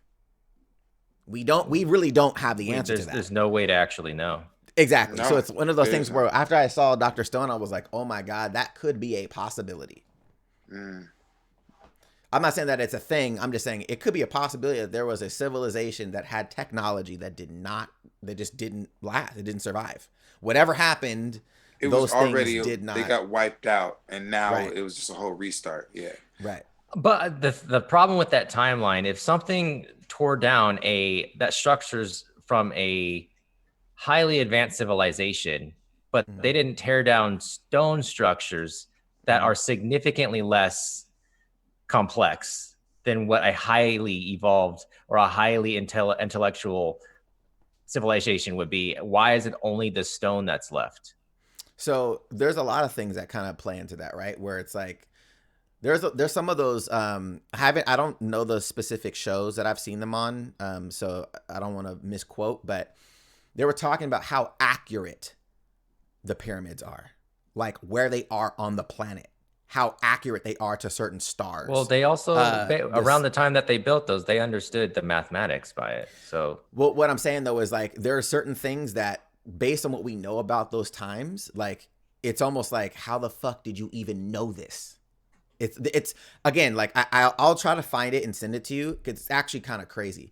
But even still with that, like, the stuff that was supposedly in it, and what people are trying to figure out now, like what that actually looks like as far as how it's utilized back then, what it could have been utilized for, is kind of it's kind of crazy. So I think, you know, some of the technology that we may not know that they had, could explain how they built certain things that people still can't figure out to a factual statement of like, oh, this is how they built this. People theorize all the time about how some of these structures were built, but nobody knows how they were built. You know what I'm saying? They're like, how the fuck did they build this gigantic ass thing?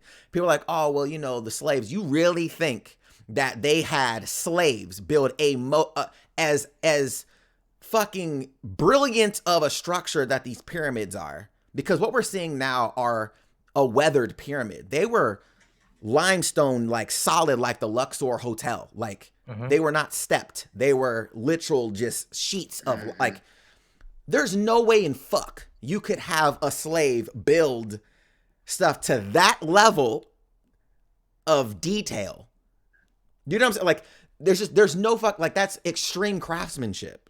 Like, so there's just things that was like, there's just things that just don't really add the fuck up. You're like, what the fuck? And again, we're just theorizing. We don't know this shit. There's obviously scientists that are way more smarter than I am that have dove into this for hundreds of years. But it's just things that just really don't add up to. I'm like, there's a possibility that there was probably technology that just did not survive. And we don't know. Like, maybe aliens have been here before and wiped everybody out. And like, y'all need to start over. I mean, those are like a lot of extreme theories that float around. But a lot of like the monolithic structures can scientifically be explained. It's still theorized because nobody really knows. Nobody was there, and there's not enough records of those things. But there's definitely scientific explanations for how those monolithic structures were built. So I don't really indulge going too deep down those rabbit holes because you can't disprove any of those theories either, because there's just not enough information to disprove certain origins. But to speculate on if there was ancient technology is interesting, but I think you would have to go back more than just thousands. We would have to go back hundreds of millions, probably a few billions. And then we would see like maybe more remnants of things back then. But I don't think like a more current, like in the hundreds of thousands, that we wouldn't find any type of remnant of any like extremely advanced civilization. I mean, I think that's the thing though. Like, if you look at how fast metal and stuff actually breaks down, like it turns into dust. It's not a long time. It's just not. But so we're also not just looking at, like, we also have to look at, it's not just bare metal that would be gone. Like, that's just maybe like the rubble and things that would weather away. But these are like a civilization. Think of New York. How long would it take for New York to weather down into nothing? Absolutely nothing, to where it's unrecognizable. They have 1,000 years. Yeah, they have stuff. They have stuff on that. Everything will turn into dust. All the cities turn into dust. There's like actual people that break it down. Like everything on the planet turns to dust. The only thing that stays is stone structures. Everything else turns to dust. Yeah, it's crazy. So it's just like everything turns to dust. These stone structures stay up. So I've seen what you're talking about, but the problem with that is they're doing it off of basic. What was the debunk on this? I'm sorry, I don't have this in my head, so I don't want to speak wrong about this. But from what I think I understand is they're using information based off of the basic materials, saying like this material would break down this long over this amount of time. This material would break down over this long, and then they do the additive or multiplicative calculation off of that. But it's not the actual real world structure. Like if you look at a home and all these other structures, like there's certain complex artificial materials in there that might not take certain things, that might hold the structure together longer than just what we believe based off of the weathering off of that one specific thing, like say for instance steel, like we said before. So it's possible that could be true. A lot of things will weather in those thousands of years. But for some things to have absolutely no remnant in a few thousand years, I just find that hard to believe. I think we also feel it hard to believe too. I think people that do is they're looking at the world that we see it as now. I think at times like we feel like, oh, we're at the pinnacle of human ingenuity. Are we? Do we know that? Like if whatever happened, you know what I'm saying? Like, I mean, we're obviously thinking of like, and we're only thinking of things of how we've either heard or imagined things or stories that we've seen. So like, if you're talking about like aliens, right? Why would an alien race want to abduct or do anything to a civilization that is nowhere near its level of whatever, right? Curiosity, sure. Can they observe without even being seen? Possibly. If they're traveling here from other planets, they have the technology to observe from afar without being seen, right? Then it comes to the point of like, when you look at some of these Egyptian structures of like things that are in there the hieroglyphics, some of the stuff that they're showing, it's like, are these gods that they're worshiping, or are these beings that they're worshiping? What are they? We don't know that, right? So those are things that we don't really fully understand. But even still with that, the technology that are there, like, did they have technology or did they figure things out that we haven't figured out yet? You know what I'm saying? Like, and I think that's hard for people to think about, of like, oh, well, there's no way an older person could have thought of something that we didn't think of now. It's like, is it? Like, do you think that for whatever reason, humans couldn't have evolved differently at that time and saw things differently than we see things now? You know, if this is like a restart, obviously, this is a theory, but it's one of those things where it's just hard to digest that because of our lived experience of the world that we're in. To V's point, like, plastic takes a very, very, very, very long time to decompose. But what if they figured that out? What if they're like, that's not what we should be building, because that we can't recycle? You know what I'm saying? Or like energy, if it was all solar or wind or whatever, like, how did they utilize their environment different than we did? Like, it could be a completely different scenario, right? Almost like an alternate universe type of situation. Like, how would the alternate Earth function? Like, you know, so it's just interesting thoughts. Like, there's obviously no facts that any of us really have on this because we don't really know what the fuck is going on. But some of these questions of how some of these civilizations knew some of the same things at the same time, built similar structures at the same time. It's like, man, how the fuck did y'all communicate this? It could just be a natural progression of human civilization. It could just be something we have in all of us, that we just naturally get to a point in civilization where we start to build monolithic structures. We start to do certain things. We start to realize certain things at certain points, at certain, I guess, like milestones in our civilizations. You think? I don't know. Oh, yeah. It's more of like just a profound thought to think about. Because I know there's still mad primitive civilizations There are that haven't done anything. They're still living in huts. But you also have to think, like, how widespread is their civilization? And it's True. usually the ones that became more widespread that had to grow and adapt and evolve. The ones that were cut off from the rest of the world, ones that are still like in the Amazon, where they probably didn't know the world was moving around them until they started seeing things in the sky. Like, what the heck is that? So, you still have those people everywhere. But would they have? But saying, would they have the mental capacity to be like, let's build? Let's do that. How did we do that? Like, how did they do that? I don't know. Yeah. Like, well, they probably still don't get it if they're still cut off, but they see those things, because you got to think, like, if you're that displaced, like in the Amazon, that's a huge freaking rainforest. Right. But think about, the whole world was in Amazon at one point, though. Everybody was that type of civilization. And now everybody gets shipped to stuff from Amazon. Oh my God. Full circle. But I'm saying, like, is a place like the Amazon is extremely cut off from the rest of the world. Like, you're in rainforest. It's extremely dense. Yeah. So like other places where like there was high traffic, or you use things for goods and services, and like the land was used for things, like people started like to coagulate into epicenters. And then most epicenters became like more technologically advanced. They became more aware of certain things faster than other small cultures, small civilizations. Because it's the human thing where we work better collectively, and you see more advancement when that happens. And you see that with like a lot of the monolithic structures around those in the ancient timelines. They were around large populaces. They usually don't see that stuff around small populases at all. It was hit you with that blood. So it just makes me question that. I love those questions though, just because all these theories are, I mean, they're theories, you know what I'm saying? Like, people, and I think that's why scientists wake up in the morning, is try to figure out, you know, do some of these theories stand up, you know, how do we utilize science? And science has evolved. And I think that's the reason why science is so interesting, is nobody's really stuck on the exactness of science, because there's things that science has been wrong on, and they figure things out, oh, actually it's this now, or whatever. So I think, well, it's not that science is wrong. Science is just a process. Like, we find everything's literally theory, right?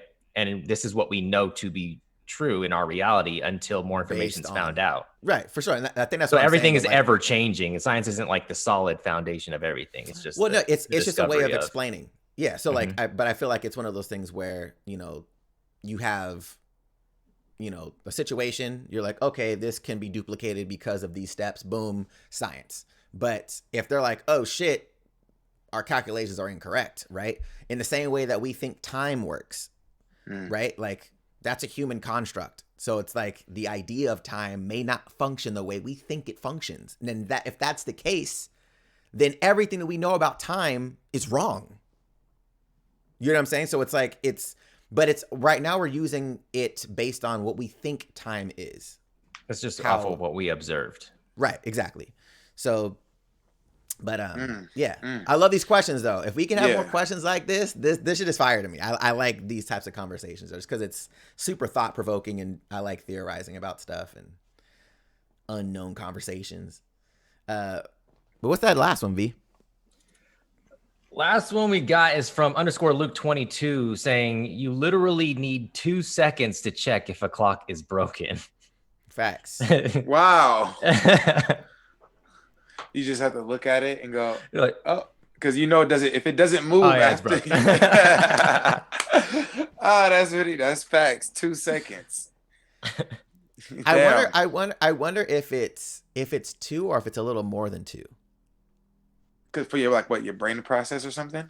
Because your brain if you look at a clock, you'll notice that it seems like it takes a little bit longer than usual for it to move, but it's because your brain's trying to fill in the gaps of when your eye saw it. So it's like I was actually watching a video on this 2 weeks ago, and I was like, that's fucking crazy. But there's I don't know if it was Neil deGrasse Tyson that did the video on it, but it was some scientist that did a video on it, and I was like, that's actually crazy. But what your brain is processing in the time of when you look at a clock or you look at a second, if you look at a digital one as well, when it's counting, you'll look at the counter and it'll be it freezes. It seems like it freezes a little bit longer than it usually is. And then the second moves. So I wonder if time, if either you're perceiving it slower or it's because you're the observer of the action, right? So the way you perceive it is always going to be different. And you only perceive it when I don't want to explain this wrong, but it's when you actually are looking at it, you're the observer. And when you're not looking at it, it's almost like it doesn't exist. Right. Exactly. It's like it's happening anyways, but you catch it. You're like, hold on, what? Oh, right. It's so weird. It's almost like you're living in 2 different universes at the same time. It's like you have the universe you actually see and the universe that you're actually in. Right. It's actually really strange. Huh. Yeah. Hey, I know we're probably closing up in a second. I have to show this because I think I just have to. I have to do it. This was in the Discord. 2020 equals JoJo. And that's probably why 2020 is so shit. Oh, you know what's crazy? You know what's crazy? I have a homegirl that's super into anime. And I was just talking to her. I was like, yo, you catching up on any new shows? What's up? Like, what you doing? And she was like, I started JoJo and I'm not into it. And I was like, yo, and then she sit back. She was like, she's in a Facebook, a Black Facebook anime group page.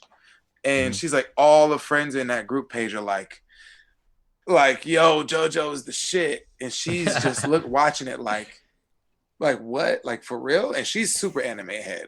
So that's why I'm like, it's pretty funny to see the differences of people who I feel like, I don't know. I just feel like super seasoned anime heads. I don't know. They just be like, JoJo, cool. And then, but it's also a preference. It's also a preference of anime Right. Some style. people like the weirdness of JoJo. They like the bizarreness of his adventures. Not 2020 equals goat year. Definitely not. Bro, imagine if Billy it was Goat. actually Year of the Goat, though. That would be great. Is this year of the goat? What year is this? No, I don't think it is. Hey, man. I don't want to It's go. the year of the goddamn rat. I don't know what year it is. Actually. Year of the Rona.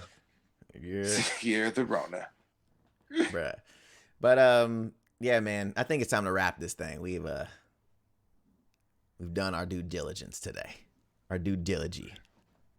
Eulogy? Our due eulogy? Our Yeah. eulogy? Our new trilogy. Do Part trilogy. two trilogy. Every week Make sure we you guys reboot our tune in trilogy on the 11th though, which is Tuesday. because we got a trilogy. Because we have season 3 of the anime tournament starting, so don't miss it. Most memorable Uh-oh. rivals. Make sure you guys are here Most memorable rivals. because that thing is gonna be fun. Be ready. It is. It's gonna be different. Different. And y'all Yeah. can't complain because y'all are voting live, right? Going live. Shit's live. But yeah, V, any last anecdotes before we close this thing? Anime tournament, like Adonis said, the 11th, next show on Tuesday. Be there. We're voting live, and we'll have the 2 votes later on Instagram and Twitter as well. Discord, drop your memes. We'll probably go over a short meme review in that show with our guests. That's pretty much it for me, guys. Oh yeah, 11th is also Hyperscape. The game actually launches. Yeah, so get on that. Okay. We're also going to be adding in a game night once a week to this channel, guys. So more updates on that. No official date yet, but we're going to be doing a game night here on this channel. So stick around for that, for the updates. And if you haven't already, join the Discord. Yes. Because that's where all the updates will always be at. That's where you guys can keep in touch. That's it for me. I'll shut my mouth now. Toshi. Hey, you already know what time it is, man. Appreciate everybody for coming through to our Dirty 30 episode of the CyberHype. And you already know, BCE in the chat. Every day is a great day. When you're talking geek shit.